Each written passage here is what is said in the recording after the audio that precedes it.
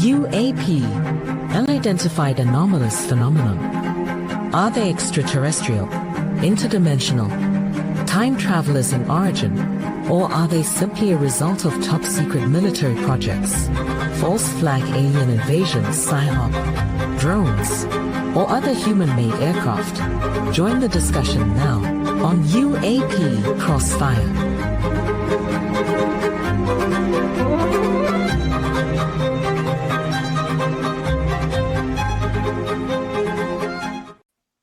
Welcome, everybody, to UAP Crossfire, where we get down to the nitty-gritty of ufology today. What's real, what's not real, and what we don't give a damn about. Well, and that's the bottom truth. We got to strip it off right off like a bad Band-Aid and get to the truth of what's happening today. And so before we do anything, I want to introduce the two co-hosts with me. They are great ufologists. They're doing a great job. And the first one, he's an old legend. He's the silverback of ufology. He is the man with the plans. He is the man with the news. When he talks, he's like E.F. Hutton. Everybody listens. And that's Dandy Don Decker. How are you, Dandy Don? I'm doing fine, Chris. How about y'all? Oh, I'm just loving this weather up here. You know, it's nothing like going outside and having your nose freeze. You know, it's such an experience. You don't have to have a snow cone. You just suck the snot back in. And you should have saw Chris's face when I told him what our weather was today. Yeah. 74 degrees here in sunny Southern California. I was out sitting in the sun, dude.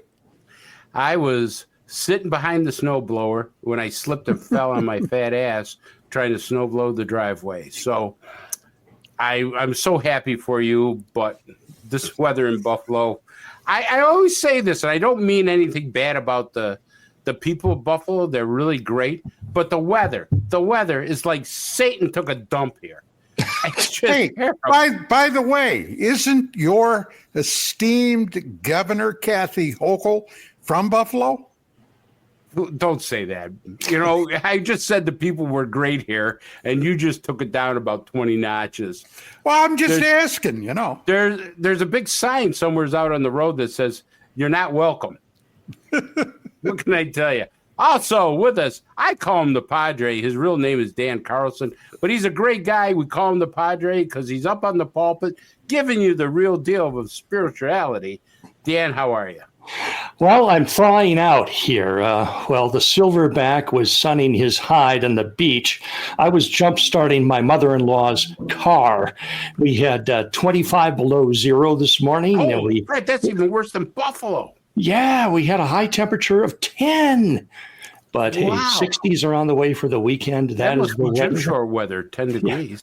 Black Hills, you look it up, Spearfish, South Dakota, the world record fastest temperature change. It can literally go from sub-freezing to 50s or 60s in about 2 or 3 minutes. When those Chinook winds could kick in. And that is tomorrow, I'm hoping it's going to be warm enough so in the afternoon I can do some ice fishing. All right. Ice fishing? Yeah. Oh, why would you want to cut a hole in the ice, sit out in your freezing cold to catch a minnow? Well, I can't figure that one out. The temperature is supposed to be in the 40s tomorrow. I'll be very comfortable out there sitting on my bucket, drowning some waxworms. Hey, let me ask you a question. Do people go fall through the ice? Any of them, like, you know, they cut that big thing with a chainsaw and I'm just wondering if anybody's ever slipped in the ice or fell in or something. Not that I've seen. Most of the guys around here use electric or gas-powered augers. Mine is manual, so I just manually turn this giant auger and power through about a foot of ice to get down in there. And then what do you fish for? The lake where I usually fish, it's got just about everything. It's got some bass, it's got some bluegills, it's got nice sized perch, it's got crappies, it's got northern pike, it's got catfish, and occasionally a very large snapping turtle. Yeah, I actually went to fishing the other day. I went to Wegmans and got a beautiful salmon. So, you know, right there, it was packaged, it was cleaned, it was all. I couldn't go for that. All right, well, listen.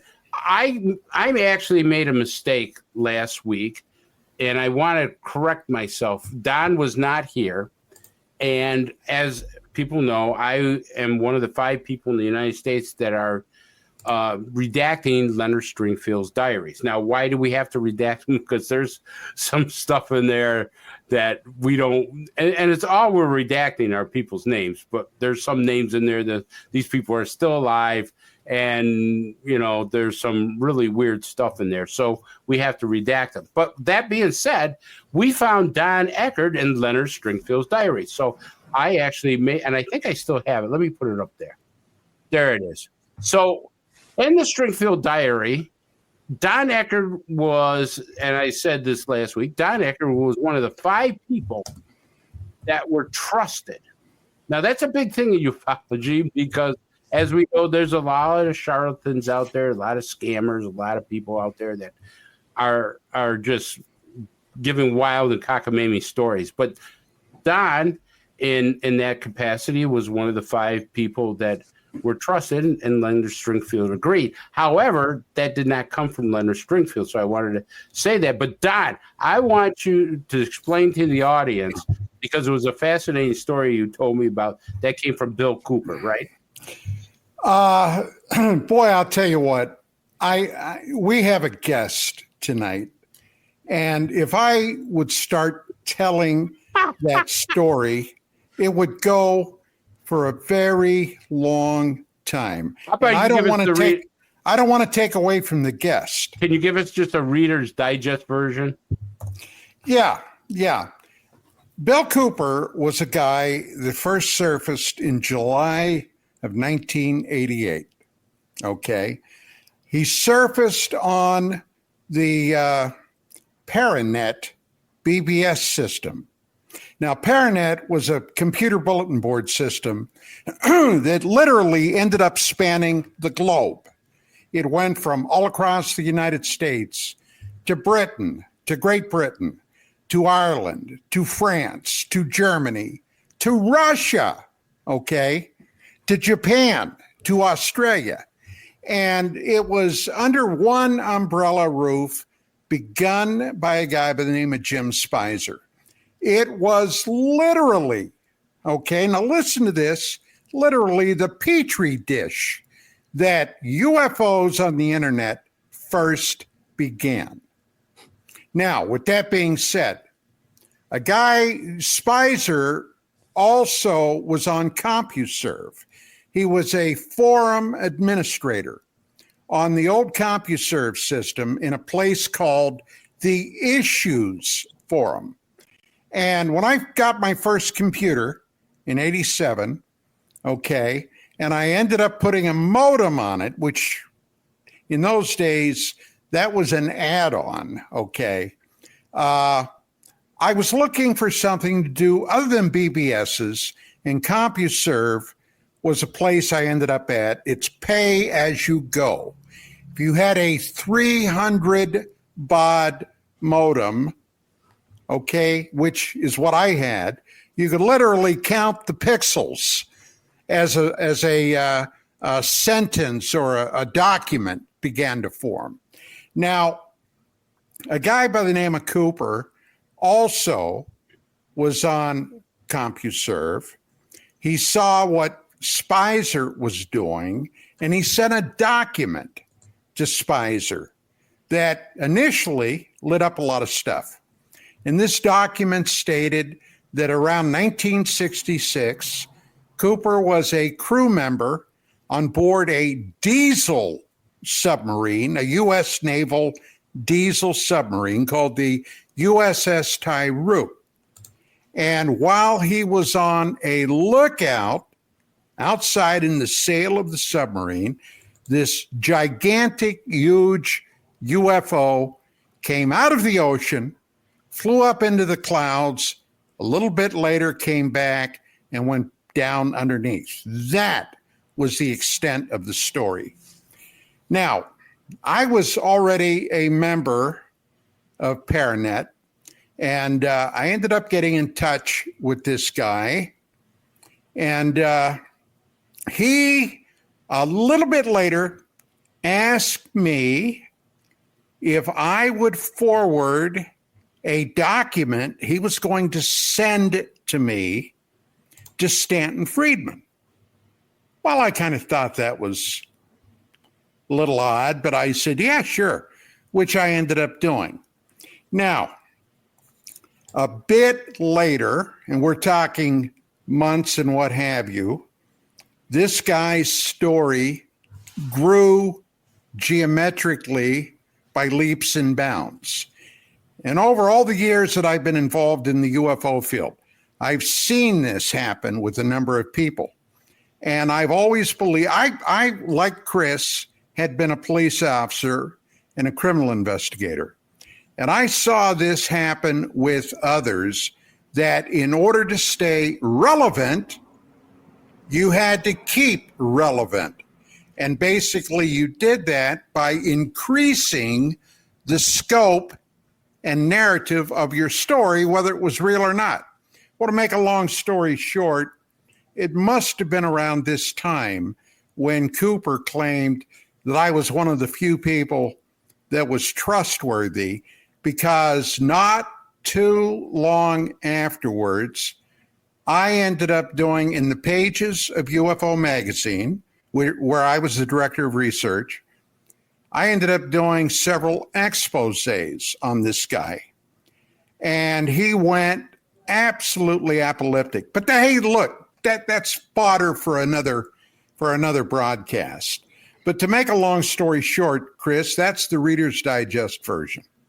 Well, he must have saw some greatness in you, and so did Leonard Stringfield, because you were in the diaries. And I got to tell you, I agree with them.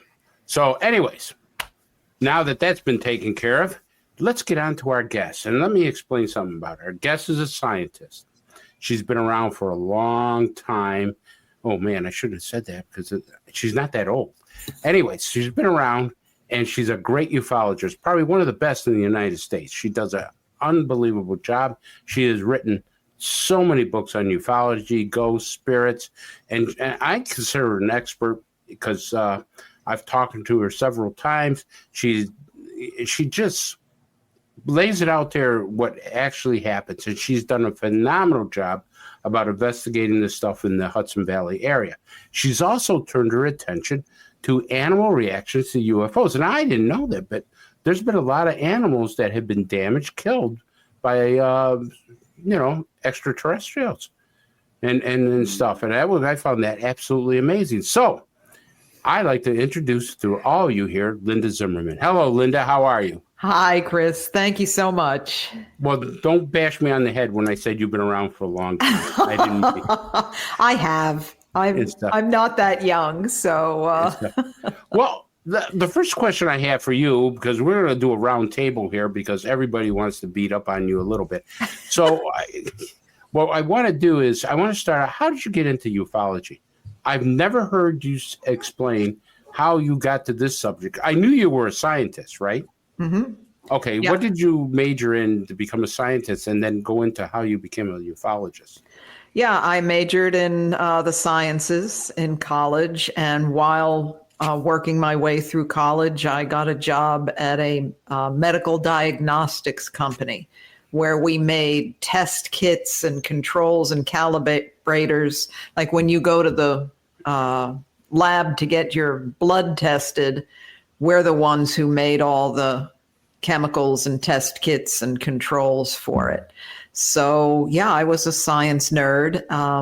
And after about 10 years, the company closed its research and development division, which is what I was in. And I had always wanted to write. So I started writing about history and science, and I dabbled in the paranormal, and it seemed that whatever I was speaking about in the Hudson Valley, whether it was the paranormal or local history, the Civil War, you name it, so many people would come up to me after the lecture and start telling their UFO story. And be, why are you telling me these? They said, we like the way you handle material and tell a story and document things, and you should work on UFOs. And it took quite a number of years. And finally I said, okay, I grew up here, I had a sighting, but I had no idea of the scope and the depth of the number of witnesses here. So I realized this was probably one of the most important areas in all of the country in terms of UFOs. So it was just the preponderance of evidence, should we say, that all of these people kept coming to me and sharing their story. And then once I started writing and lecturing about it, that encouraged another wave of people. I just had someone a week ago who had sightings in the Hudson Valley going back to the blackout of 1965. Wow. And he had sightings during the big wave in the 80s. And these were unpublished sightings. He had told a few people throughout his life. So it's amazing to still get witnesses coming forward for the first time with 40, 50, 60-year-old sightings.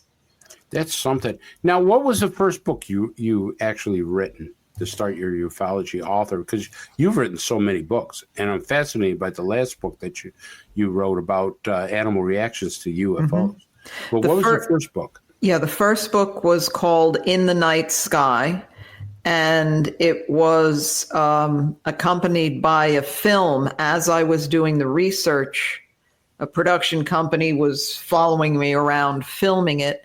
So we actually brought the film to the UFO Congress, I think in 2012 or 2013, and it won the People's Choice Award, which was, really nice. So you can read these people's in-depth stories, and then you can watch the film and see them speak on the locations of where they had their sightings.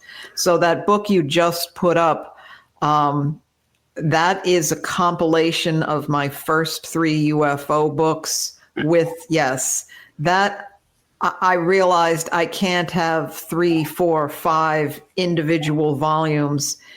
It needed to all be together. So if you wanted to see about all the cylinder sightings in the Hudson Valley, all the abductions, all the triangles, it's in this one really big, heavy book. So it encompasses 100 years of UFO sightings in this area. Now, you see, that's one of the most fascinating things that I'm looking at the Hudson Valley area. I mean, there's been so many sightings out there, and I think everybody here, we all are wondering about the abduction phenomenon, and you've done an amazing job with the abduction phenomenon. You've turned around and actually worked with abductees for some. Can you tell us a little bit about the abduction phenomenon that's going on in the Hudson Valley? When I first started really going in depth into research, I assumed most of the stories would be, saw a distant light, I saw a shape. And no, the very first filming we did for the book, this man, Gary, came to my house, and right off the bat, it was lifelong abductions from the time he was a little child, seeing small creatures would come in his bedroom, several times, all the way up to missing time experiences when he was an adult, some very dramatic ones. And turns out his children were having experiences. His parents had experiences going back to the 1930s. Oh my God. So welcome to the UFO field in the Hudson Valley, multi-generational abductions going back to the 30s. And that was my first big case for the book and the film. Wasn't he ill for a while? Didn't he get ill? Yeah, he's had health issues. After the one abduction, he became violently ill. and almost like heavy flu-like symptoms. Took him days to get over that. And I've seen that a lot where people, it takes it out of you a lot of the time, and you become very sick. And there's unfortunately quite a few people who have had really close experiences, have had cancer as well. So brain injuries, traumatic brain injury of some sort too? Not that I've been able to document, but certainly a laundry list of physical ailments and physical marks as well, scoop marks and things like that. Because we know Gary Nolan is investigating the physical injuries. I think Kit Green is doing the same thing. Physical injuries of abductees that they've come back with.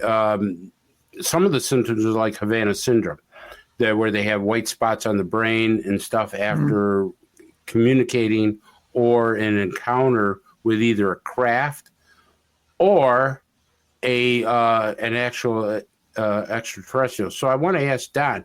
Don, you've been in this business longer than anybody I know, and you've got a great handle on ufology. But the abduction experience, what's your take on what Linda is saying? Well, let me say up front that I have two questions for Linda, but I'll be happy to entertain that query. Linda, by the way, it's a great pleasure to have you on UAP Crossfire. Welcome. Thank you very much. Now, going back to when my wife Vicki and I were publishing UFO magazine, I made it a firm stance for myself personally, okay, to not deal with anybody having claimed abductions. And I had a reason for that, kind of like a physician's reason. First, do no harm to the person. I was a cop long enough, and I saw a lot of stuff. I was always terrified of telling somebody something that would end up harming them. Now, we had a lot of people, and believe me when I tell you this, a lot of people. And we knew very well, we knew Bud Hopkins, we knew David Jacobs. There was a gal out here, and she's still, from what I believe, somewhat active in hypnotherapy. All right. She started it back then, a woman by the name of Yvonne Smith. And I got to say, now, just in the course of doing the magazine, Vicki and I went to a number of places where they were doing hypnotherapy. One of the things that terrified me, now, let me say this first. Law enforcement, in rare cases, have utilized hypnotherapy with a very qualified hypnotherapy expert.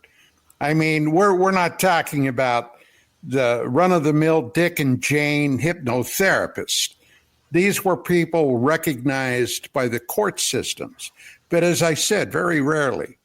And I'll never forget, Vicki and I went to one hypnotherapy session. And the person here in California was somewhat well known in the abduction circles. And I'm not going to mention any names. But during the session, I watched the hypnotherapist ask this subject, well, where did the aliens come from? Now, if you know anything about hypnotherapy, if you know especially anything about law enforcement, that is a leading question. And depending upon the depth of hypnosis somebody is in, they will subconsciously wish to please the questioner. And I got to say, when I observed that, I turned to my wife and I said, I think it's time we go, because I considered that to be a complete washout. So I would tell anybody that ever came to me asking for advice, and I was ironclad on this, first thing I would tell them is, look, I am not qualified to comment on your experience. So this is what I would suggest. And this is only a suggestion. Number one, if this experience is not interfering with your life, try to put it behind you. If it is, all right, and you're deeply troubled by it, this is what I recommend. Do you have any physical effects? If so, especially, first, I would schedule an appointment with my family doctor and go in and have a private conversation and see what that reaction would be. If he's not able or willing to do anything to help you, the next thing I would suggest, and this is no reflection on you, see a mental health counselor. Preferably one, if you can find them, that may have dealt with something like this. The last thing in the world I would ever suggest would be to go to somebody that specializes in hypnotherapy and UFO abduction groups. That's how I acted and reacted on it. I was afraid of telling them something that could come back and end up being harmful to them. So, Chris, did that answer your question? Answer my question. What were the two questions that you had for Linda? Okay. Now, Linda, these are two questions, and the last few years I've become increasingly interested in cryptozoology. Okay. Now, going back to when I was a kid, all right, the idea of Sasquatch, the abominable snowman, Bigfoot. I mean, I had heard all kinds of things about this. And if I recollect correctly, okay, even people like Frank Edwards wrote about this. Now, if you don't know who he is, oh, you do? Yes. Okay. I read his books when I was young. Absolutely. Very good. Okay. So with that being said, I've never doubted that there is something like a Sasquatch type creature out there, a humanoid creature, by all accounts, very large, extremely strong, and very shy, usually very shy. But that's not all that's been reported being out there. And my first question deals with, have you come across any cases or stories where witnesses have described a canine-headed type bipedal creature, commonly called dogmen? Now, up in your part of New York, I would think that that might be a prime area for reports of something like that. Certainly, there's been Sasquatch, even some little Pukwudgie sightings, the small little creatures. Dogman sightings are very rare in this area. However, about 20 minutes from where I live, there was some guys who were camping, saw some lights in the woods, possible UFO, just lights, and then supposedly encountered 3 or 4 dogman creatures. There are a couple of others further upstate, but dogman is one of the rarest of sightings of cryptids in the Hudson Valley. Were I think. they aggressive or threatening? Yes, they were very aggressive, and they ran to their car and took off. And one was standing in the road as if to block them, and they had to go around it. And a friend of mine who, the lifelong abductee I was just mentioning, Gary, he is dogman obsessed. And anytime there's any sort of dogman sighting in this area, he lets me know about it. In fact, we may be planning going down south. He wants to do some dogman hunting. Wait, not with a gun, dogman searching. So I said, hey, I'm game. But yes, you are going to take a shotgun with you or something, right? I'll bring something. I was going to say I would not go out there and not have a means to protect myself. Mm-hmm. Okay, silver bullets. Yeah, silver bullets. Now this next question, I don't mean to put you on the spot. I don't know if it will. And but you will. If it does, I didn't mean it personally. But, I've been in this racket for a long time. And I've been a broadcaster starting in 1991. And over all those years, I have interviewed, well, until recent years, in some quarters, I'm considered persona non grata. So be that as it may. But in recent years, I've interviewed them all. I've interviewed people like Bud Hopkins, Dave Jacobs, Colonel Gordon Cooper. I've interviewed Stanton Friedman, Linda Moulton Howe. I mean, you name it across the spectrum.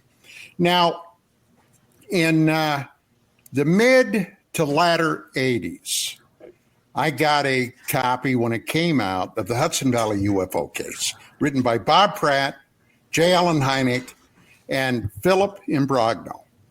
Now, when my wife and I were doing the magazine, we had periodic contact with Imbrogno.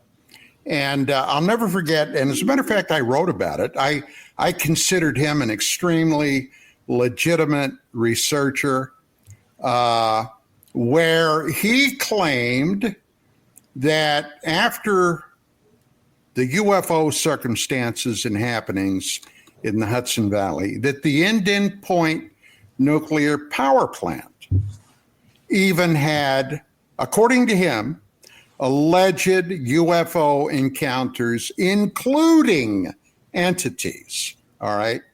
Now, like I said, my contact with Phil was not frequent or often, unless I heard from him or something came up where his name popped into the mix.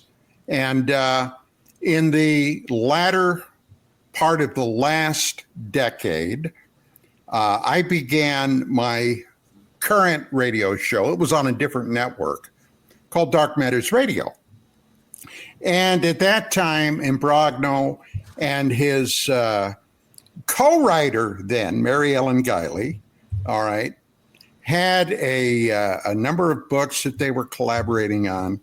And Imbrogno came on my show talking about a number of things, not the least was what he called his dream team back in the 70s and his current research on Islamic jinn, the demons of the Islamic world, the fire creatures, the plasmoid creatures, whatever the hell they're called. So one day, okay, I get a note from a guy I know, and he said, hey, Don, I know that you've recently interviewed Phil Imbrogno on his claims about Islamic jinn. And I said, yeah. He said, are you familiar with he's claiming to be from a PhD from MIT. And he, of course, at the time was a high school science teacher. And I said, well, I've seen some mention of that. This guy was a skeptic, all right? Now, the very last time Imbrogno was on my radio show, he made a remark that resonated with me. And, you know, hey, I was pretty much a one-man band, and I didn't have time or the time I wanted to follow up on a lot of things. But he had stated he was in MACV SOG in Vietnam. Now, I'll tell you what that is if you don't know. MACV SOG stood for Military Assistance Command Vietnam Studies and Observation Group. Now, what this actually was an extraordinarily high-level black operation with American Special Forces troops like Delta today that went on, for the most part, unsanctioned missions into Laos and Cambodia. A very exclusive club. These guys all know each other, all knew each other, okay? The ones that died over there, that never came home, the bodies they brought home, and the survivors today. Very close-knit, exclusive little group. Now, when I was in Vietnam, I was involved in intelligence operations, okay? And like I said, when I heard that, I kind of wrinkled my brow and I thought, well, maybe at some point I'll follow up on that. Well, the bottom line was I didn't until later. And this guy that sent me the note, I got in touch with him and I said, well, what's your point? What is it you're doing? He said, well, I'm contacting MIT to see if the guy has a PhD. I said, okay, well, let me know what you find out. Well, he did. He sent me the document MIT sent back to him saying they had no record of this guy, none. Nobody with a similar name, nothing. Well, that gave me the impetus I needed to start my own little research project. Here was a guy on my radio show that was telling my audience and me, all right, that he was one of America's most elite warriors that was in an organization that most won't even talk about today, and the freaking war was 50 years ago. Okay. So I started making my contacts in the Special Forces community. And I got a hold of this guy through another veteran buddy. And I'm in a veterans organization called the Military Order of the Purple Heart. It's strictly for combat wounded vets. And this guy had been a platoon recon leader that put me in touch with this retired major. So I got in touch with him and I laid out this story and I said, here was a guy that claimed he was MACV SOG. Let me know if you can find any record of him. Well, to make a long story short, nothing. Then I thought, well, damn it, Ecker, you were an investigator. Do a little research on Phil yourself. So I did. And I found out he was born in 1951. Now, in order to even go in to Special Forces, the Green Beret, you had to be at least 21 years of age. You had to be a triple volunteer. You had to volunteer for the Army, not draft, volunteer. You had to volunteer for jump school to become a paratrooper. and you had to volunteer for SF. Now, I got back and I got this, and this skeptic guy was ready to release his findings.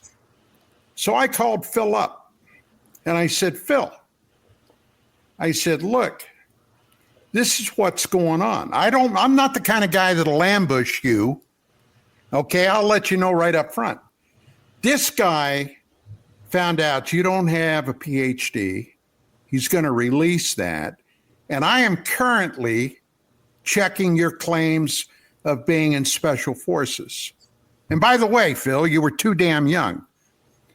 Well, he just shut it off. He broke up with Mary Ellen Guiley, or she broke up with him. I don't mean in a romantic way. I'm talking about their writing partnership.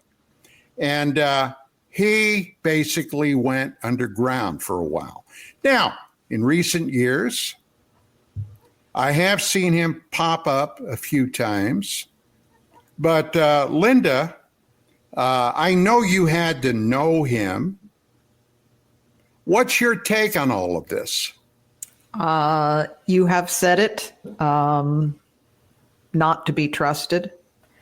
I know someone who had him as a teacher in school and said it was widely known he made things up.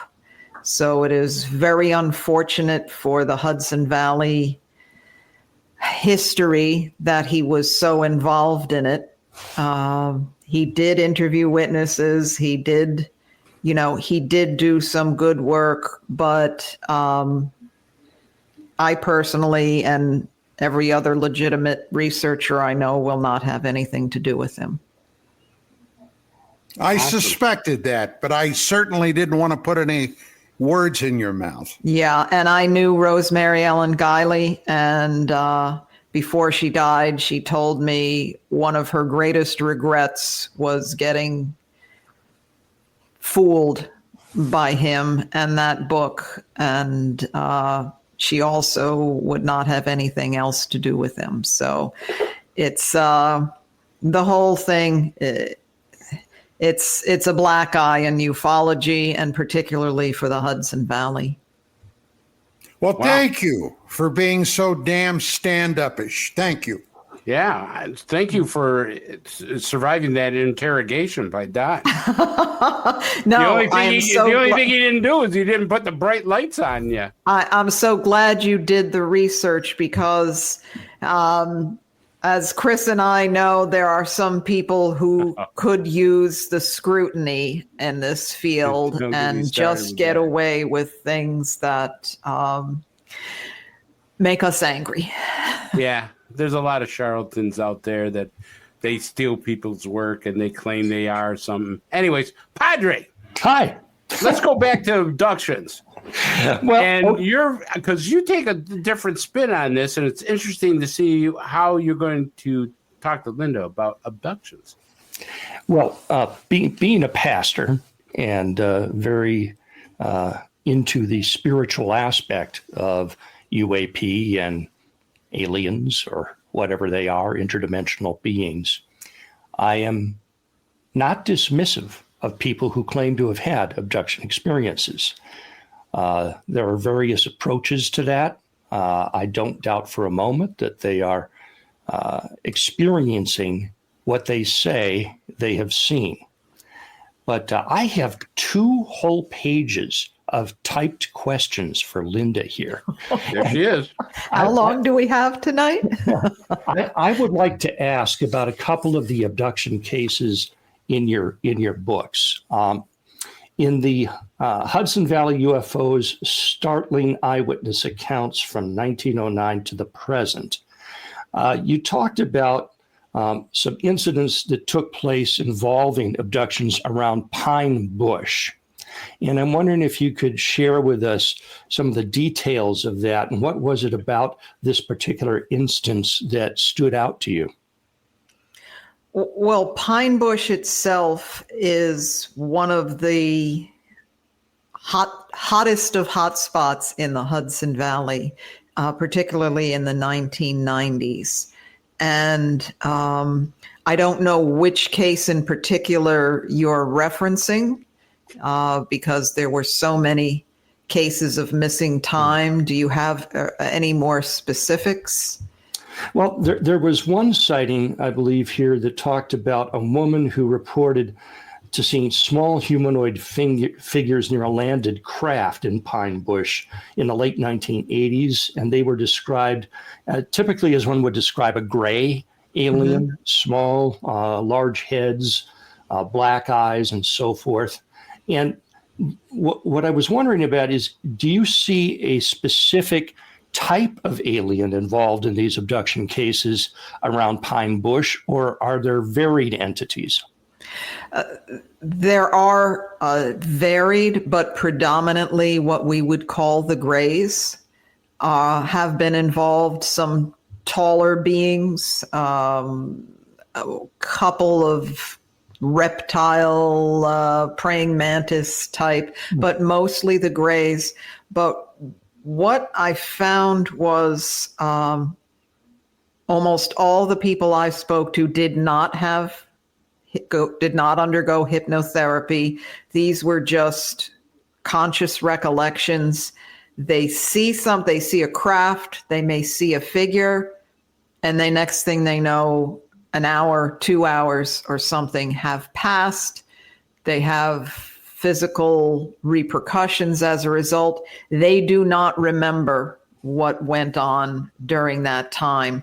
So there are numerous cases where they'll see a craft really low, and the next thing they know, wait a minute, what happened to those 3 hours? That maybe they blacked out, but it sounds like possibly an abduction that they have no recollection of. So there are these cases where they never even see any type of creature during they have the missing event. time, you say? Missing time. Interesting. And then, yes, and then we'll have bloody noses is common, scoop marks, feeling ill, onset of phobias, these different fears of being examined, of going to the doctor, of being out alone.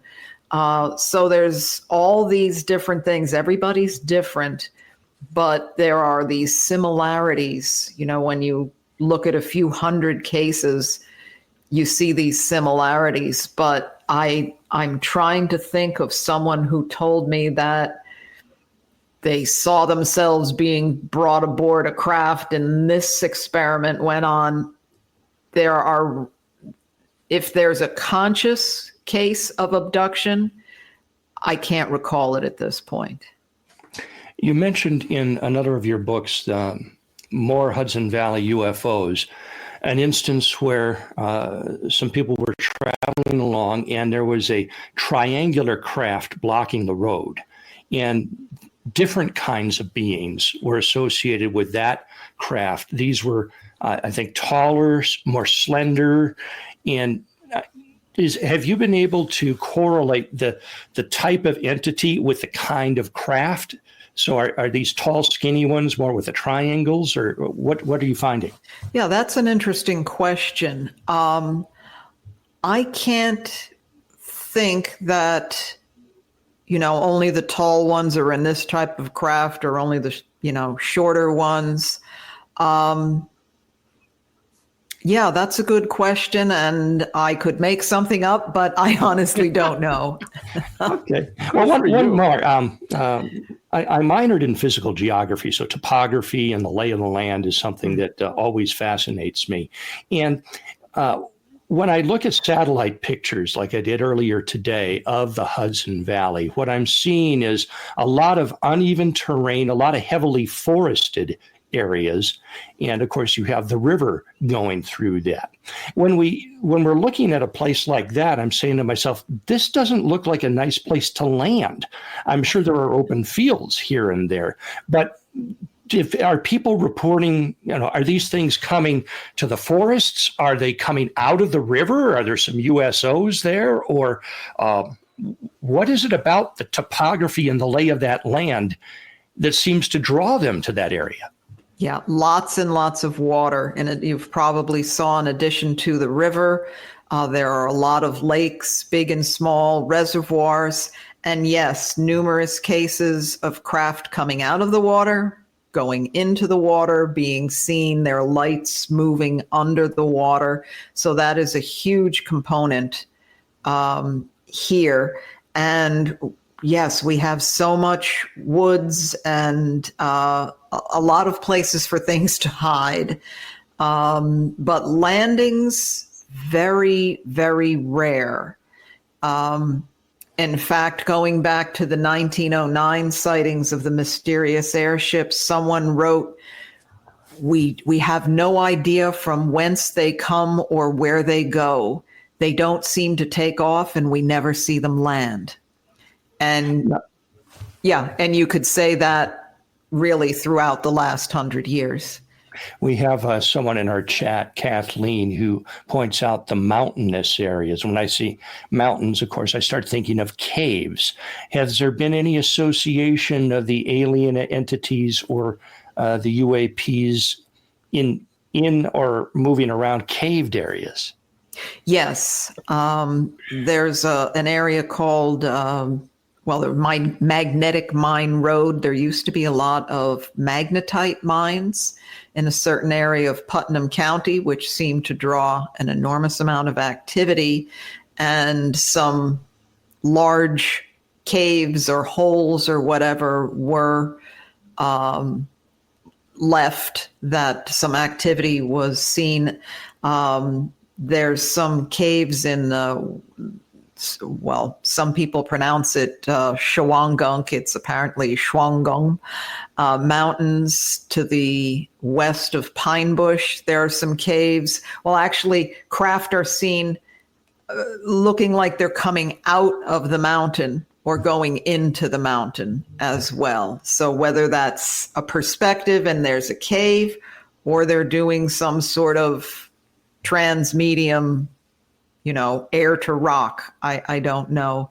But yes, certainly that is a possibility. Well, that's very interesting, because in Mr. Coulthard's interview with Mr. Baker about the recovery of that egg-shaped UFO that we saw the video of, Mr. Baker commented that he had seen UAPs coming out of mountains, and I believe some of the researchers at Skinwalker Ranch have also reported that kind of phenomena. Yes, I heard that in Coulthard's interview. My ears perked up when he said that. So, is there anything about this area that you can think of geographically? Mineral deposits, some kind of a resource that would be particularly attractive or seem to draw this kind of activity? As I mentioned, the magnetite, we're on a fault line, and there's different energies, natural earth energies involved with that. I don't know if you're familiar with the gravitational field map. Someone charted, which one area that caught my attention on that map was Yorktown Heights was one of the epicenters of the wave of the 80s. And if you look at the gravitational map for that area, it's basically a circle of an anomalous, or at least a different gravitational field around that area. I suspect that there are natural earth energies that may be a little stronger. And all you need is a difference to be able to use that as an energy, a difference in temperature, a difference in magnetic field, gravitational field. And if you have the technology, you can exploit that. And I think there's something about this area that they can utilize in their propulsion or something else. And just the plain fact that I've spoken extensively on UFOs sucking water out of rivers, lakes, and many pools being drained. People see a UFO over their pool, and the next day it's empty, and they'll assume there was a leak. They'll fill it back up and the water stays. And that's actually a worldwide phenomena. Pools and water tanks being drained by UFOs. When that happens, is there a physical connection, a hose to the craft, or how is the water extracted? I recall one woman said it looked like a large hose going into the reservoir, but for the most people that have told me, they see a light, something beaming down, and then the water just being sucked up into the bottom of the craft.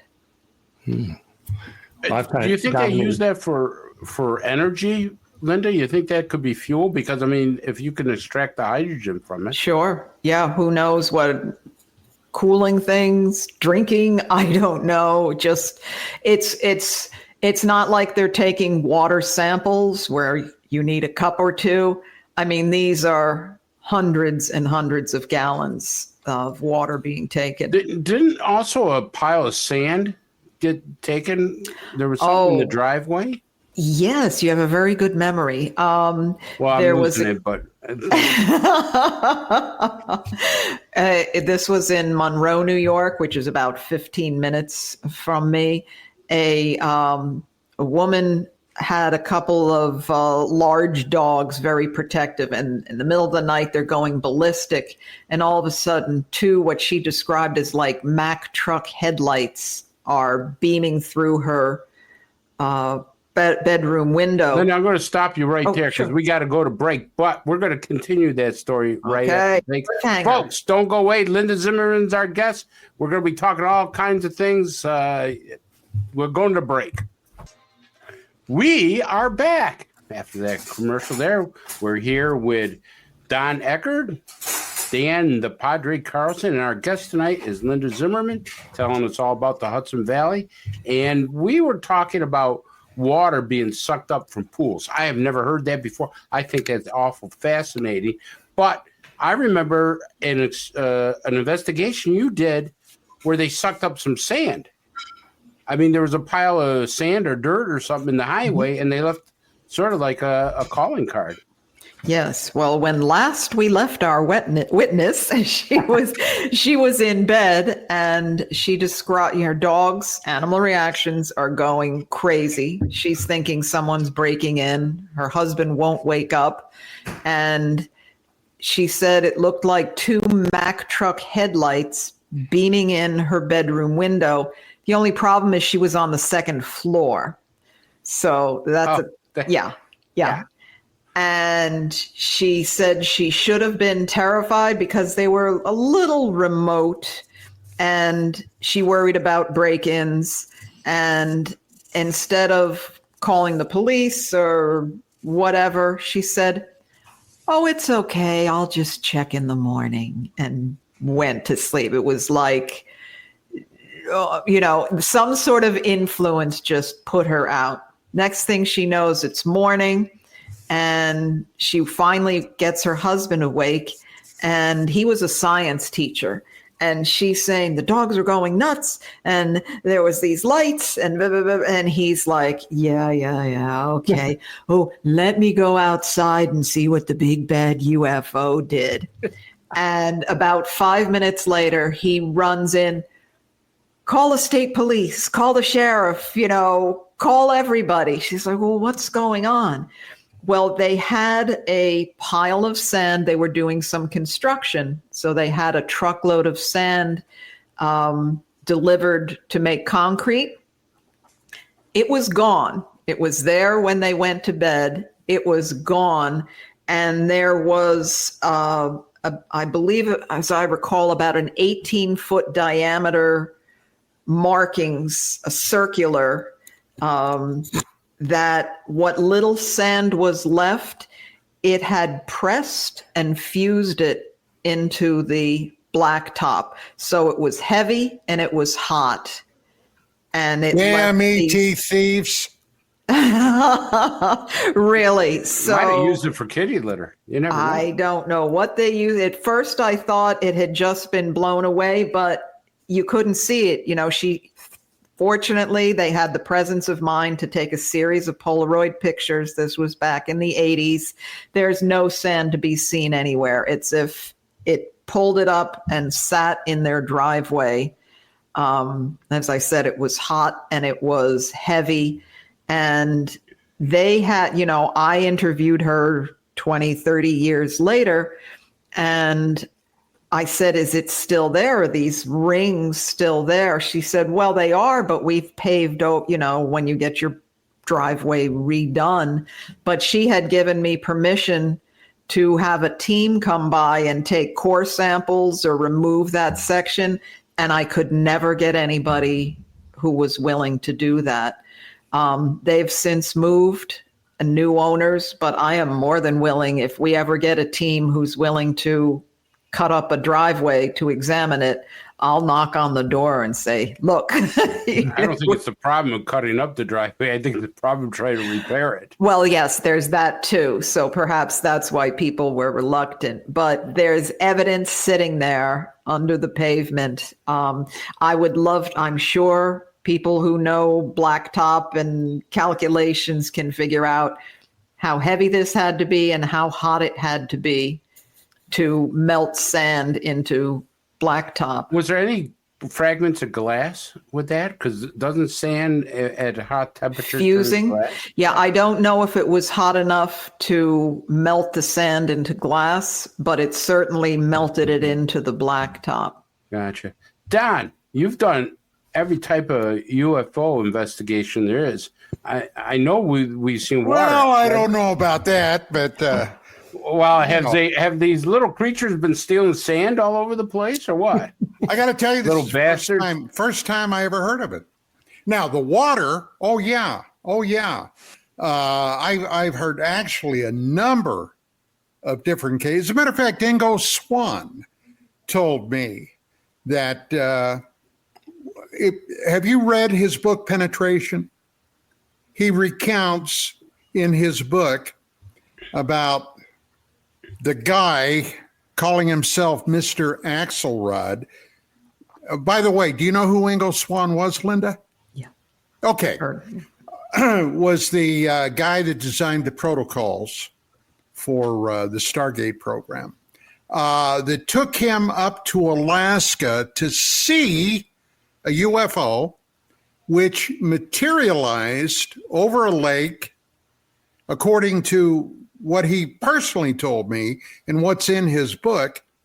And it also took water. But all of this was preceded by this UFO shooting the place up with energy beams, the first thing that happened.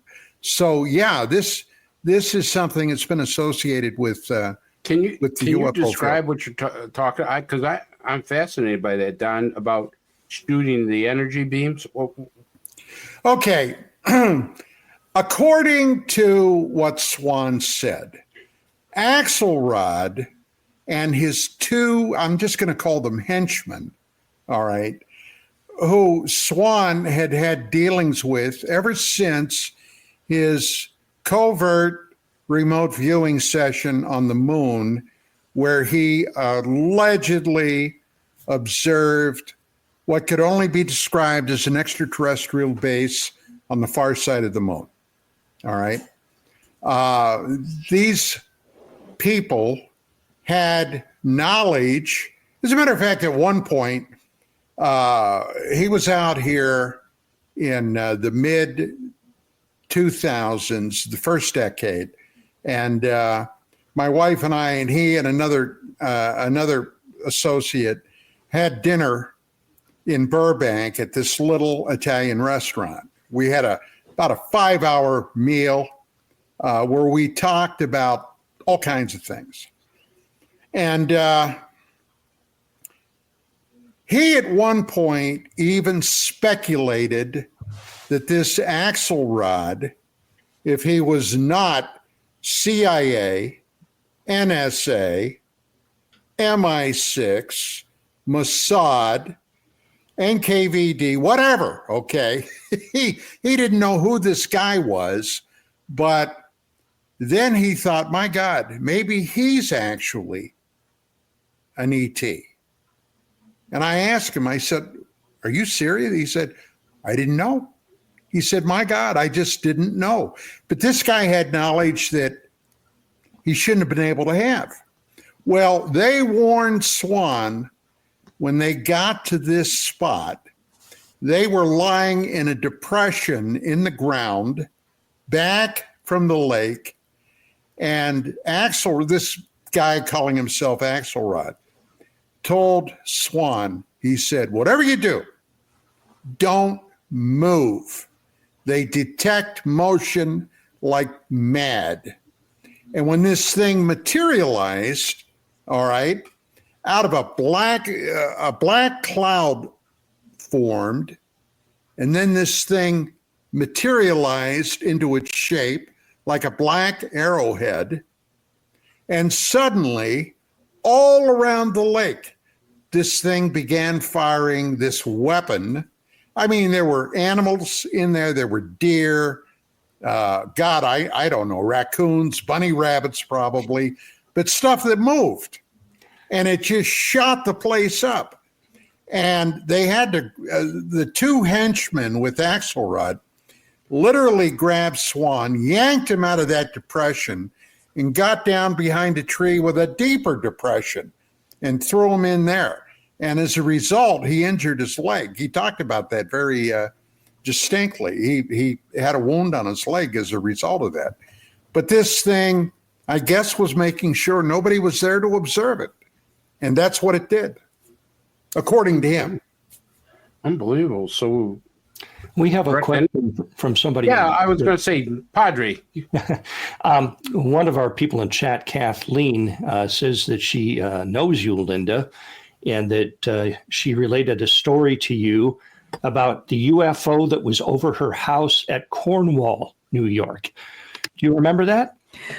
One of my favorite cases, one of the most remarkable. She could tell it best, but it was a summer. Cornwall's a typical small suburban town, and there was a UFO seen throughout a neighborhood, and directly over the house, so low, it seemed like it was going to, crush the house. And I'll throw out a number, about 90% of the witnesses saw a circular craft with lights all around it. She did a great sketch for me, but people standing right next, to those witnesses saw this craft as a black triangle with a single light in each corner. And it's just stunning. It calls into question the nature of the perception of these craft. Was it truly a triangle? Was it truly a circular craft? Was it something completely different? How did these people's minds perceive it and I've spoken to Kathleen, and I've spoken to a friend of hers who saw it as a triangle. All very credible. It's a great story. The police were contacted about this sighting. There were many, many, many witnesses. How does that happen? There's another case from Pine Bush where a lot of things in Pine Bush come in and out of the ground. And one man saw what he described as a Ferris wheel on fire rising up and spinning out of the ground. And the man right next to him described it as a glowing, like a 2x4. Well, there's a lot of difference between what a 2x4 and a flaming Ferris wheel look like. So what is going on in these cases? I'm sure you've probably heard of witnesses who see totally different things. So this Cornwall case is one of the best. You wrote about, if I'm not mistaken, a sighting that took place in northern New Jersey in 1962 that appeared in a neighborhood that was an absolutely massive cylinder. Did you not? It was from a Blue Book report that you were referencing in researching that. Do you remember that? I do not remember the details of it, but Hawthorne, New Jersey. Oh, Hawthorne, yes. Okay. Many police officers saw it. It was one of these sightings where everybody in the area, police departments were contacting other police departments. Are you seeing this? And how do you explain this? It was, you had many reliable witnesses, police officers who are trained to observe. And if that's the case I'm thinking of, there was, I believe, some sort of strange footprints somebody saw, and people, it starts going into the weeds a little, but certainly a lot was happening that night with that case. In my notes here, it says that the cylinder split into two different parts and divided in front of everybody, and then moved around independently, and then came back together before zipping off at amazing speed. But the witnesses describe it as 100 feet long. Wow. That's incredible. Yeah. During the wave of the 1980s, most witnesses said it was the size of a football field. So we're talking 300 feet. And there were, I remember this one woman, she was a reference librarian. She said, facts are my life. And she's waiting for her husband at the bus stop to come home. And she saw this enormous craft, triangular. And I said, well, was it the size of a football field? She's like, not really. And I'm like, what? I'm trying to get, well, what do you think it was the size of? I'm naming a house, a boat, this. And finally she said, it was the size of a football stadium. Wow. Oh my God. Wow. How can you miss that? Yes. And I was like, okay, then. And I've had numerous witnesses tell me, I don't know if you know, Shea Stadium was the old Mets stadium. I've had several witnesses tell me it was the size of Shea Stadium. So 100 feet in this area, that's nice, but small potatoes, right? Right. Wow. Yeah, right. Unbelievable.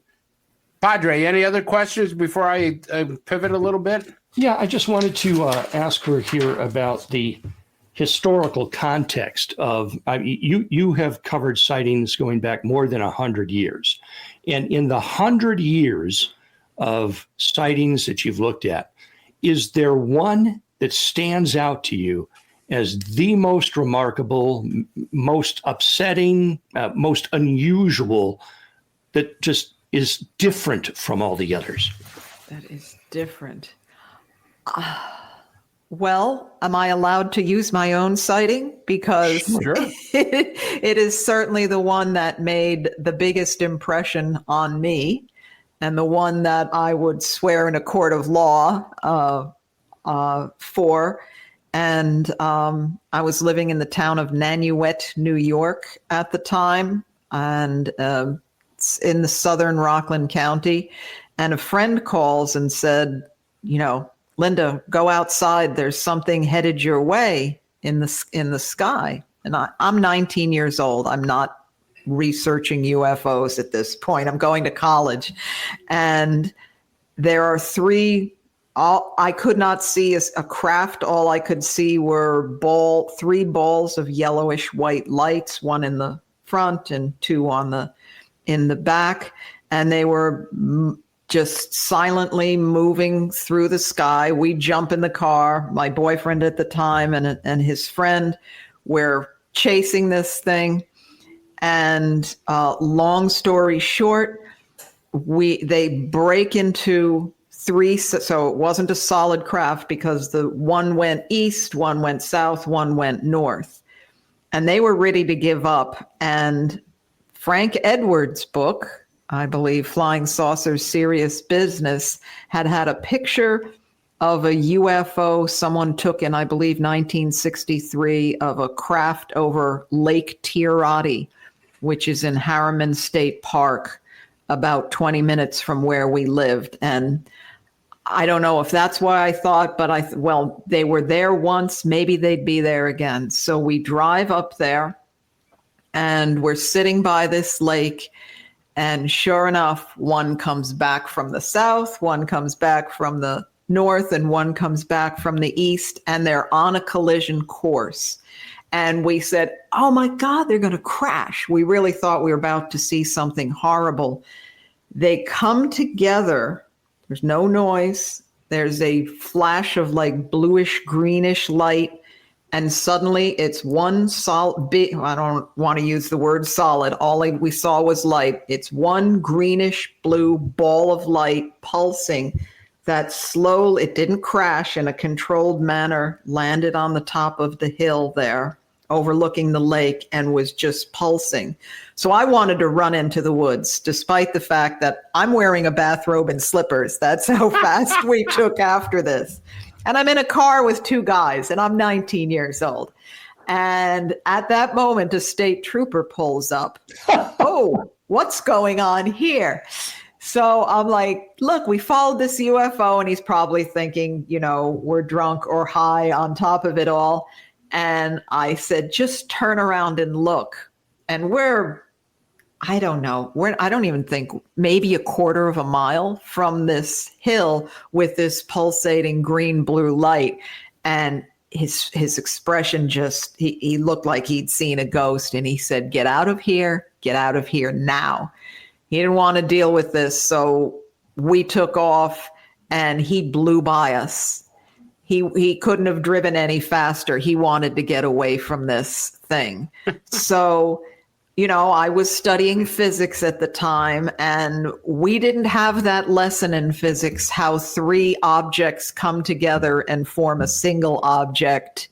And the motion, no signs of propulsion, no wings, no nothing, no sound. And we were so close to these objects. So not that I had real doubts before, but once that happened, this was back in 79, and it really made a deep impression on me. So something that to this day I talk about, and I still get goosebumps. Wow. Did you have any after effects, any like hitchhiker effect that they call it? Weird things, strangeness that happened after your sighting? Well, to my great surprise, several years ago when I was working on these books, I said, you know, I've written about all these other people's sightings. I should write about mine. And I was a scrupulous diary keeper. And I thought I knew. I was like, how do these people forget these things that happen, you know, during their sightings? So I found the diary entry, and there was a whole section at another lake where we stood watching this craft zipping back and forth. And after I wrote that, I have no recollection of it after that. I also have the next day I wrote, we all went back and saw them again at Lake Tirati. I have no conscious memory of that.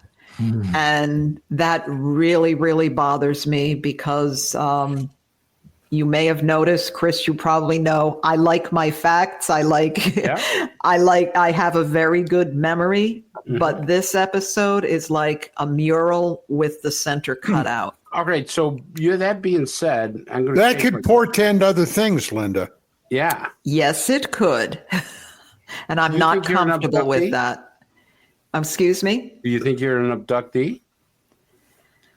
I think if I heard this story from another witness that I was interviewing, I would come to that conclusion. Do you think there's a consciousness to all this? Oh, you know, absolutely. Ben Rich talked about a consciousness when they were probing, because when he made an announcement, he was giving a lecture, and he was saying that we have the ability to take ET home. Everybody went nuts. And one of the people that I know actually cornered him and said, well, what are you talking about? How can we do that? And he turned around and he says, it's all about consciousness. Now, we know, stuff is leaked out that they appear to, there's no controls to these ships that, people have said they've seen. It all has to do with kind of mind melting with the craft. So there's a possible consciousness.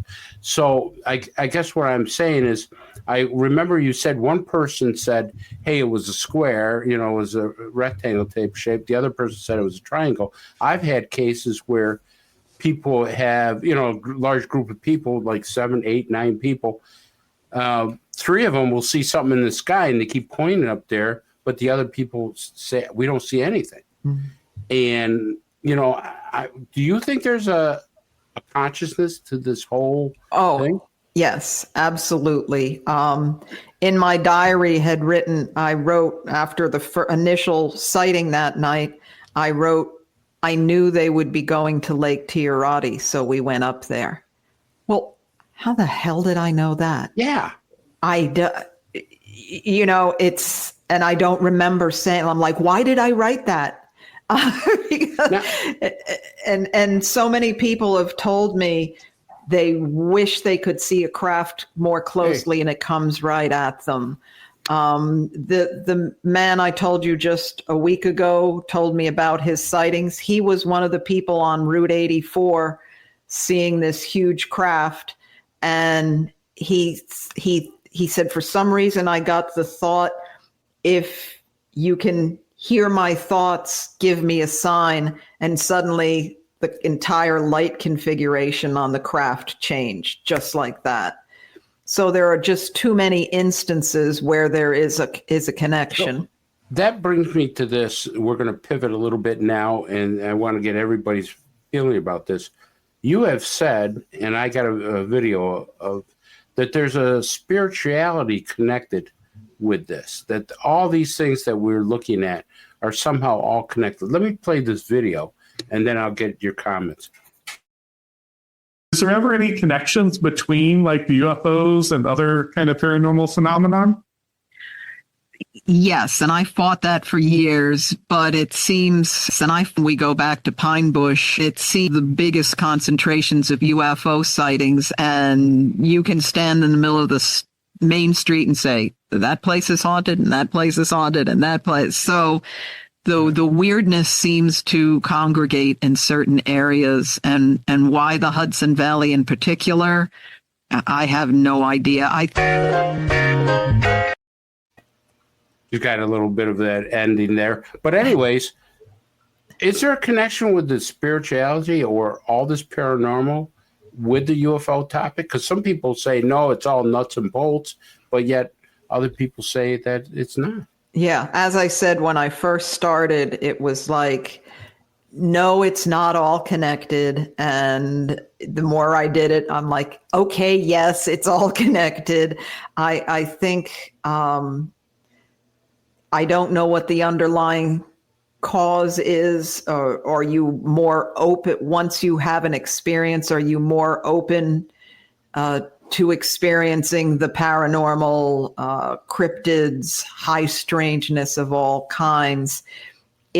And I'm not just talking about seeing a distant light in the sky. Right. I'm talking about something hovering over your head, or you having missing time. And there's a shift, there's an expansion of consciousness, I believe, and you are just more open and in tune with all kinds of things that we would lump in paranormal, supernatural, whatever you want to call it. I think there is an absolute connection. The reason I'm saying that is because, and I want the other two guys to chime in on this too, is because Jake Barber, over this, interview that was supposed to be the end-all, know-all, in which I still are open to different ideas about it. He says that he was flooded with so much consciousness of joy and happiness and the feeling of euphoria that was sweeping over his body. Yet the people I've interviewed have been terrified out of their minds, and so I'm listening to this different scenario that this guy is getting of joy and happiness when everybody else is scared out of their wits. So, Don, with Jake Barber here and this different bit, do you believe there's a spirituality or consciousness to this thing? Well, I believe that there is a spiritual, be it good, bad, indifferent, there's a component to it, yes. And I go back to when I first became professionally involved in the field. I was convinced, and a rock could have fell on my head, would not have changed my mind, that it was strictly a nuts and bolts thing.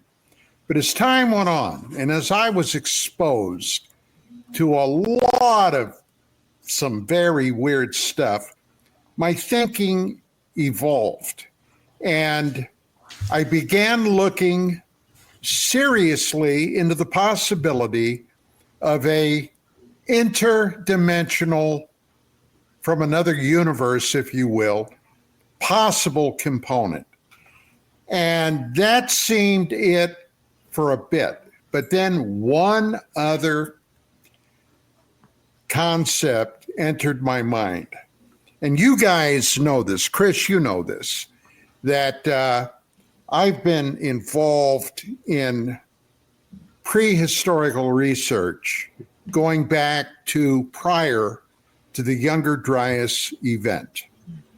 I believe it's highly probable that at some point, humanity, Homo sapiens sapien, had reached a high technological level. Now, how high? I have no idea. None. But if, as we suspect, that these entities, the Anunnaki, if you will, and I could go off on a tangent on that, got here roughly 450,000 years ago. There's no telling with their genetic tinkering that I believe happened what the possibilities may have been. And saying that, if in fact human beings, at least some, had achieved high technological status, when the Younger Dryas event happened, I suspect those that were able to evacuated the planet. And eventually, some of them came back, but they went underground. So in my worldview with this topic, we have three possibilities. We have the possibility of actual extraterrestrial from another star system beings coming here, the possibility of interdimensional entities, which by its very nature would seem to have some type of spiritual component. Some believe highly negative. And then the possibility of ancient human descendants that are still around. Hey, I've been told in 30 plus years by many, many people that they are here walking among us. Indistinguishable from anybody else. So yeah, that's where I'm at. Well, basically on that, Padre, spirituality and UFOs? Well, understand, I am a Christian, and the Bible and my Christian faith inform my decisions. I'm also a scientist, background in meteorology for many, many years. So I tend to look at things through both lenses and try to come to some kind of a conclusion. In looking at all of this, I do agree with Don that there is a war going on between good and evil. Oh, yeah. And we are stuck in the middle. And we see manifestations of good and evil. And I think we can go back through history, however far back you want to go, and people have recorded these interactions, if you will, as being good or bad, depending upon the entities that they interact with. I do not think that they're interstellar, simply because when you look at the extremely complex nature of what that would involve, in time shifts, the incredible speeds, the fuel, the food, that you just so many variables attached to that. So I do favor an interdimensional answer to this, so long as within that interdimensional we can include what people have reported as angels or demons. And I think that if you look at the Christian faith, we have a history of interactions with beings from another dimension. We call them demons or angels. And my concern is, we believe that there is a malevolent entity in command of the forces of evil, the devil, known as Satan, Beelzebub, other names. And his objective is to distract us and steer us away from faith in God, faith in Jesus Christ. And anything that he can do to distract us, he doesn't care if we worship him, just don't worship God. And so I think that what we have is this battleground. We're stuck in the middle, but these things that come into people's rooms at night and terrorize them and do these terrible things to them, that's not angel behavior. That's more like demonic behavior. And I do know from personal experience in counseling with people, interacting with people, that if you have at some point in your life opened a door, a spiritual door to the evil, it has a way of sticking a hook in you and coming back through your life at various like an Ouija board? I'm sorry? Like an Ouija board? Yes. Yeah. Some people, Ouija boards, I mean, you talk to people even who aren't Christians, but who are spiritualists, they'll tell you, stay away from that. Don't mess with those forces because you're opening a door and something can attach itself to you. There's a hitchhiker effect for some people who've interacted with these interdimensional beings, and I don't think that's coincidental. But I do know this. I do know that there are over 300 instances where people have been in the middle of an abduction scenario, and they have said, in the name of Jesus Christ, I command you to leave me alone, and the entities depart. There's got to be something to that. And that's subject perhaps for another broadcast, but that's my perspective on it. That's a good perspective. Linda, what do you think about that before we pivot? I think all of it is possible. The extraterrestrial, interdimensional. Certainly, I have no doubt there was a fairly advanced race of humans at one point. You read the... You think a breakaway civilization? I'm not sure, but when you read the ancient Indian texts of the Vimanas, and that was history to them. That was the truth.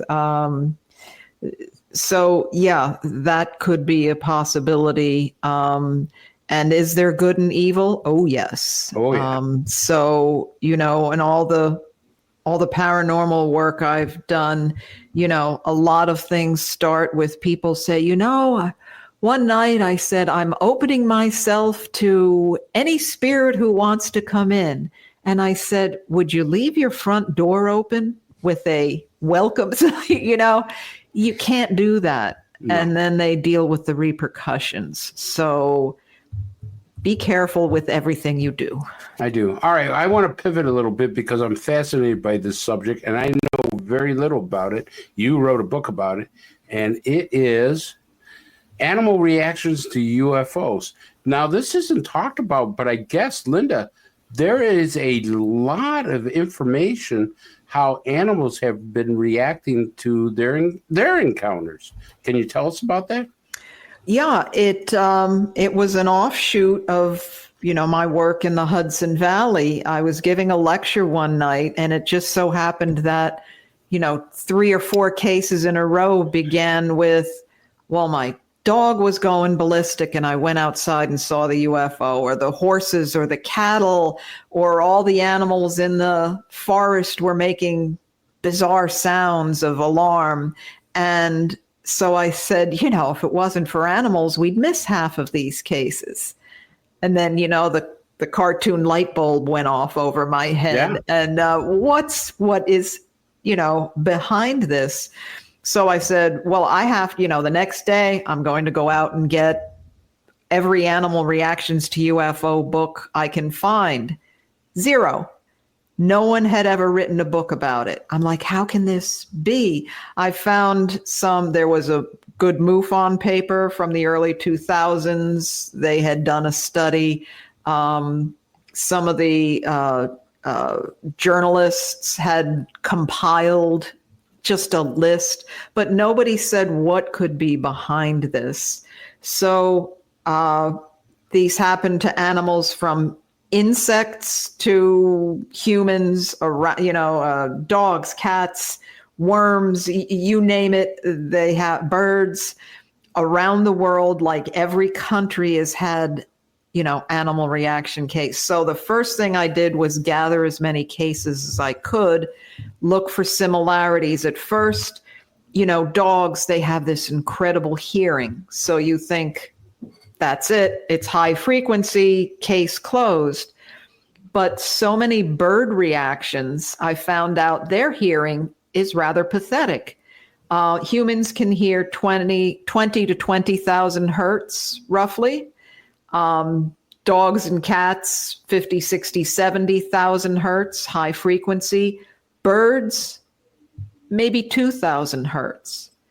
So if we were just dealing with high frequency sounds, birds should not react at all because they can't. So, all right, what's the next? Vibration. That's a possibility. They're very sensitive to vibration.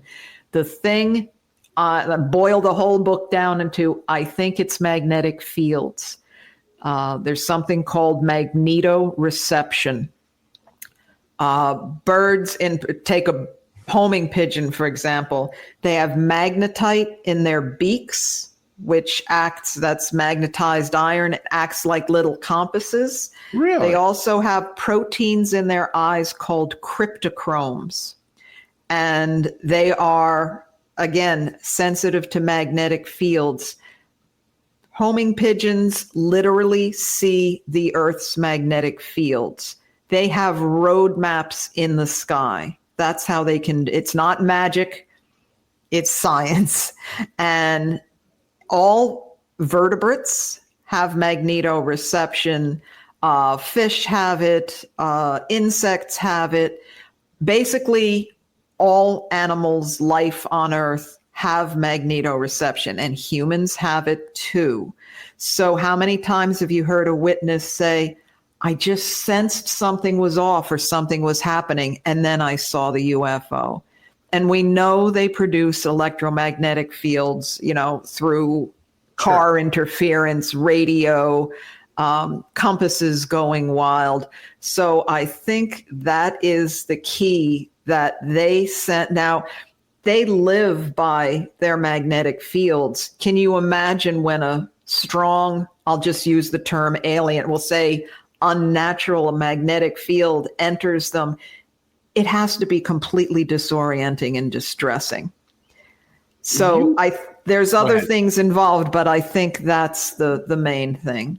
Now, you wrote about, I believe you wrote about a dog that had an encounter with a UFO and it got aggressive, and the dog was fried, literally fried from the inside out. Is that true? Poor Topo the dog. Yes, Topo. This was in South America. It was a dairy farm. The cattle are going nuts, and the farmer looks, and there's this craft very low to the ground. It kind of had sparks of energy coming off it. Where other animals wanted to get away, Topo was the guard dog, and he went running towards it, barking like mad, and like 20 feet away from the craft, he stopped short, sat down, and started howling. And craft went away, and the next day, Topo was sluggish. He couldn't eat. He got worse. They brought him to the vet. His internal organs had been essentially burned, just horrible. And not only that, the layer of fat under the skin had melted and come out his pores. Oh my God. So he had probably been microwaved or some extreme radiation. And 3 days later, he laid down on the spot where this happened and died. It's interesting. When we talk about UFOs behaving a certain way, and the meteorologist in me is immediately calculating the various things that are going on. Animals are also very sensitive to changes in barometric pressure. So are we, but we're talking animals here. And so when I hear a report of a UFO appearing in a cloud, I'm thinking, okay, what are clouds? Clouds are condensed water vapor. What causes condensation? Rapid cooling of the atmosphere. In this, was it Immaculate Constellation report that came out a few months back? They talked about with a certain type of UFO, the people who see it experience a rapid cooling around them and a drop in temperature. And so, okay, drop in temperature, condensation makes cloud, that connects. But also that drop in temperature affects us physiologically. Just very briefly here, for example, if you'll indulge me, if you've ever had an injury, an old football injury or surgery or something like that, when it heals, it forms scar tissue. Scar tissue is less elastic than healthy tissue. We're made up of cells. So the cell membranes of scar tissue are stiffer than uninjured membranes.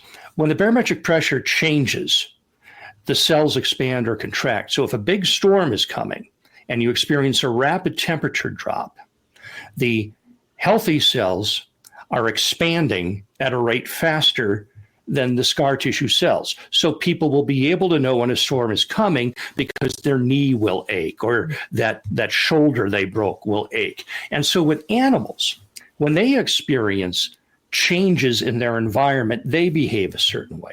If you ever go by a cow pasture and you see them all gathered in one corner, you look to see what direction they're facing and what direction their rear ends are facing. Their noses will be faced on the downward side of the approaching storm, and their rear ends will be facing into the wind. And they're doing that to shelter themselves because they're sensing the falling barometric pressure, and they want to be, as protected as they can out there in the field. So if UFOs are impacting the environment, even in a slight matter, Linda, you mentioned birds. I'm thinking particularly you mentioned their magnetic honing ability, but they also are very sensitive to pressure. So when a storm is coming, they'll fly lower to the ground. If you see birds high in the air, going to be a nice day. So when we talk about the behaviors of animals in the vicinities of UFOs, have you been able to identify any specific behavior that certain species exhibit? The predominant behavior at the site or the nearness of a UFO is fear. Okay. Overwhelmingly so. There are sometimes it is suppression of their normal behavior. For example, guard dogs who would normally want to, tear something apart, just lie down and are quiet, which is very unusual. And in a tiny percentage, there seems to be an attraction. For example, there was a case in Florida where this woman saw a rectangular craft, which I think is a whole other different animal, the rectangular craft. And she and the dog and the cat felt drawn to it and started they felt euphoria. They were ecstatic.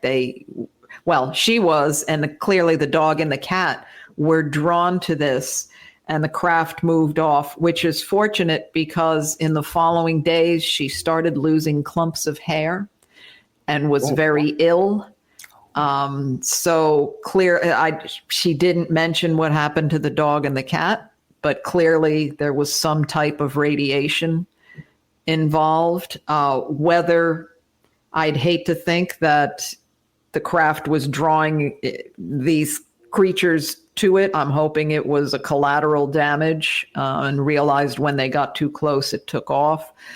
But yeah, I think animals, through pressure, through vibration, through magnetic fields, cats can even see different, like they've tested cats can see X-rays.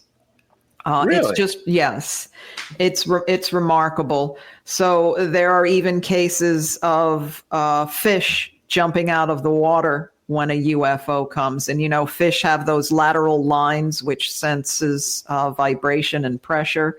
Mm-hmm. So, in fact, the witness said that as this craft was coming near, they had fishing poles in a boat and the poles were rattling in the boat. So some sort of vibration was going on. And he said for 100 feet around, the fish were jumping out of the water. So they were probably very agitated and distressed. There's a question in the chat. There's a question in the chat I want to get to. And then I got there have been some stories about flocks of birds dropping dead or a mass of birds falling out of the sky. Linda, have that ever been connected to ufology or UFOs or anything? Yes, I've heard of several cases where sightings occur and either they'll find a field with dead birds or dead fish will be floating in a pond. Certainly that it doesn't happen often, but there are certainly, I'm sure you've probably heard of some sort of cases, Don. Yeah, I have. And I was thinking while you were all speaking, there was another phenomenon that used to crop up in the 50s, early 60s, in connection and association with UFO events, something called angel hair. Have you all heard about that? Yes. Mm-hmm. Mm-hmm. Yeah, angel hair was a mystery. People would collect it, but then, like if they had it in a container or something, after a short time, this stuff would dissolve or evaporate. I don't know the best way to describe it, but almost like a fiberglass type material that would come as a UFO would fly over. This material would seemingly drop from the craft. Do you have any idea what that might have been? I haven't heard about it in years. No, I haven't heard. I remember when I was a kid. Do you remember the show One Step Beyond? Yeah, yes, I do. They did an episode of UFO and angel hair. Freaked me out. But in recent times, people have tried to explain it away as spider webs. Lots of spider webs spider webs would not completely vanish in a specimen jar. So there's amazing cases of this, and I don't know. It's just something the craft is expelling, some sort of waste. I don't know. But if I saw it, I wouldn't go grabbing it with my hands. But yeah, some really remarkable Linda, cases. That's the problem with a lot of people that have really no real background in examining this field. The one thing that I've always been cognizant of, and I have had several UFO experiences, not close, thank God, but I've had a couple of dramatic sightings in the sky, and I've always been knowingly terrified about the possibility of harmful radiation coming from this. I've read stories where people. One case, an example. As a matter of fact, I wrote about it in the magazine back in the very early 90s. It happened in Canada. A couple of Canadians were out in the woods. I don't know exactly what it was they were doing. They might have been, they might have been lumberjacks or they might have been hunters. But at any rate, they came across a landed craft. The one guy ran up to it. All right. And there were some, let me see, how do I describe this? There were like some vents there. Like if you were to make a pancake, the vents were kind of shaped like that. And as he ran up to it, this thing started to take off and a blast of very hot air came out of these things. And then the guy ended up in the hospital. He had these big burns all over him. So, they're not necessarily really worried about your safety or health. No. That was the Falcon Lake incident where he had that grid burned into his chest. Yeah. Audrey, you have to be very careful. Yeah, I'm wondering if any of the people that you've interviewed over the years, Linda, have had mysterious death, died younger than they should have, or whatever, from unknown ailments or something that the doctors couldn't explain, that might have been brought on by close exposure to a UAP. Yes, there was one girl who had an incident when she was very, very young, and then several other very close encounters. And she had multiple forms of cancer and died very young. A lot of, look at researchers, people who've been doing this for a while, thyroid problems, cancers. So Havana syndrome. So it's something. It's just, but not too many early deaths. That one, though, in particular, and I had spoken to her before she died.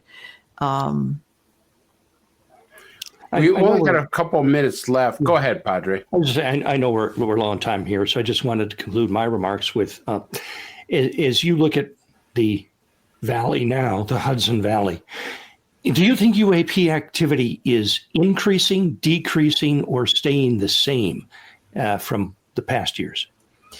A couple of years ago, I think it was increasing. Now I think it's staying the same. It's constant, but nothing of the levels of the 1980s. Okay. I want to just pivot, and we only have a short time, but you've written a book on ghosts, and that's one thing I'm not really familiar with the ghosts of Rockland County. So have you done a lot of ghosts, paranormal? Hundreds of investigations. I actually have 17 books on ghosts. You found one of them. Thank you. Yes, the Ghost Investigator series. So yeah, having Chris do some research. Yeah. Damn, Chris. That is. I don't like ghosts. That's why I don't do the research, Don. They don't bother me, and I don't bother them. I don't go in cemeteries looking for them, and they don't look for me. How's that? Go ahead, Linda. Yeah, I go out looking for them. So it's fascinating. And, talk about consciousness. I think most of them are, conscious spirits who haven't moved on for some regret or some sudden death or something. But there are some nasty characters, and I don't deal with them. How do you know if one is a nasty character? Oh, Well, first of all, you listen to the homeowner or witnesses' statements, and if they run screaming out of the house in the middle of the night, I'll say, call somebody else. Okay. I like that. Like I said, I don't bother them. They don't bother me, and I like that. I'm sort of like Switzerland. Stay over there. and stuff. Padre, what about ghosts? You Well, I believe that they're demonic apparitions that are taking forms of other things. We don't have time to go into it, but there are some examples in the Bible of that taking place. They will accommodate anybody by appearing as what they want to see. And it's just another effort to lead people astray. That's my perspective. Oh, I'm telling you, Linda, that's one subject I don't want to get into. Really, I never wanted to investigate that. I don't like cemeteries. I don't like my wife took me to a place one time, and there was two things I had. She says, "Oh, we're going to go on a vacation. I got this beautiful hotel mapped out." And there was two things I didn't like about it. One, it didn't have an elevator. So you had to climb up God knows how many flights of stairs to get to your room with all the luggage. And the second thing, when I got up there, I go, "This is a beautiful room." "Oh, yeah, this room is supposed to be haunted." What? It's supposed to be what? Haunted. And I'm like, I'm not staying here. Sorry. And I couldn't sleep the rest of the night. I was like, if there's a lamp I could grab and throw it at it or something, or, nah, ghosts and me don't get along. I guess that's it and stuff. Well, we're out of time after that great ghost story. Linda, thank you so much for being with us tonight on UAP. It was a real pleasure, Linda. Thank you. You're all on my trusted list now. Lovely to meet you. Lovely. Well, we love Nice to meet ripping the Band-Aid off of stuff and just giving our opinions and stuff like that. So it's great. Folks, that's our show. Hey, when you see our show, go to kgradb.com and watch it and enjoy it. And if you got any comments, please let us know. For the entire team here, good night.